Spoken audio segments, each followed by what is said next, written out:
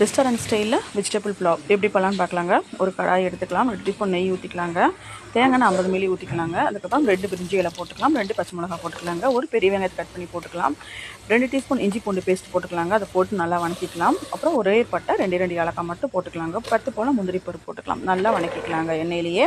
அதுக்கப்புறம் carrot, beans, பட்டாணி, double beans, soya ஊற வச்சு சேர்த்துருக்குறேன். அப்புறம் அரைவாசி நூல்கோல் போட்டுருக்குறாங்க, கட் பண்ணி போட்டுருக்குறேன். எல்லா வெஜிடபிள்ஸும் போட்டாச்சு. அதுக்கப்புறம் அதையும் போட்டு நல்லா வணக்கிக்கலாம். நான் வந்து பாஸ்மதி ரைஸில் வந்து 300 கிராம் எடுத்துருக்குறாங்க. அதுக்கு தகுந்த மாதிரி தண்ணி ஊற்றியாச்சு. அதுக்கப்புறமா கொஞ்சமாக கொத்தமல்லி இலையும் புதினா இலையிலையும் போட்டுக்கலாம்.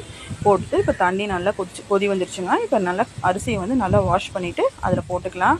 போட்டுட்டு நல்லா கலக்கி விட்டுக்கலாங்க. தீ வந்து கொஞ்சம் ஹை ஃப்ளேம்லேயே வச்சுக்கலாம். அதுக்கப்புறம் கொஞ்சமாக சுண்டி வரும்போது சிம்மில் வச்சுக்கலாம். இப்போ பாருங்கள், சிம்மில் வச்சு இந்த மாதிரி கலக்கி விட்டுக்கலாங்க. இப்போ 3/4 பதம் வந்துருச்சு. இப்போ சூப்பராக வெஜிடபிள் புலாவ் ரெடி ஆயிடுச்சு பாருங்கள். ஆனால் இன்னும் கொஞ்சம் நேரம் அப்படியே நம்ம மூடி வச்சு தம்மில் விடணும்.